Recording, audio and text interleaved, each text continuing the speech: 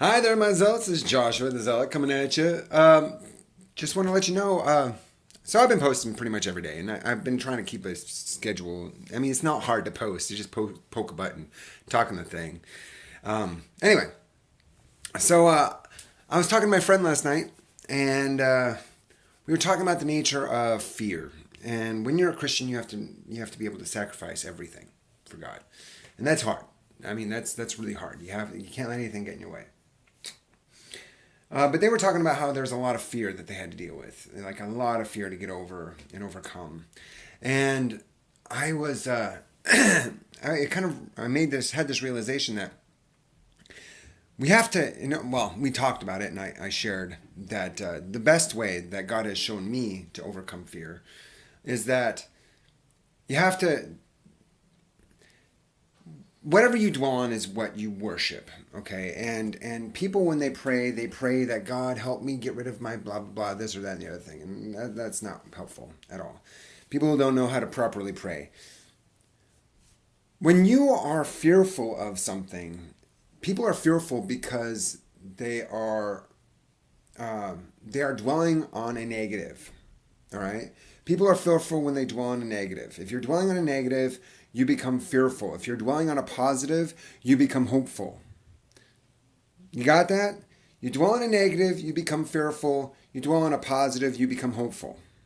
It's very similar to if you dwell on regret, you become sad. Or you dwell on what you dwell on loss, you have sadness.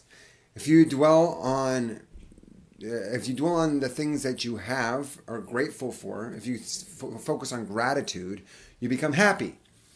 So you can kind of gauge where a person's at depending on if they're depressed, they're constantly focusing on what they don't have. If a person is happy, they're focused on what they do have. All right? What they do have and what they don't have. So in order to get rid of fear, the best thing a person can do is to focus on the positive.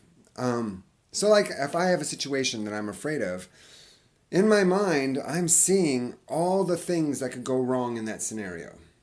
I'm constantly dwelling on every negative thing that's going to happen.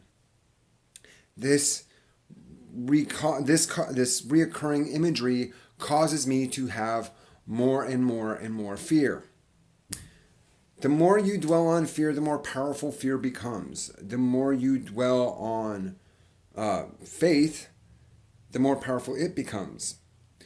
If you feed fear, it becomes stronger. If you feed courage, it becomes stronger.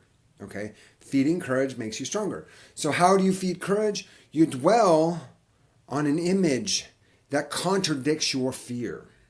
Whatever your fear is.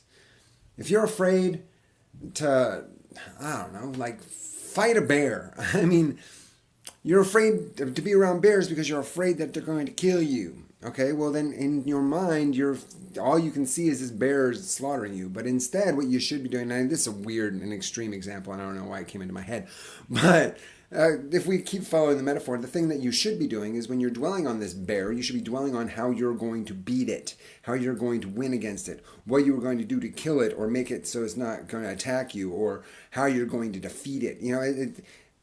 You have to see yourself being a conqueror in every situation, not being a victim.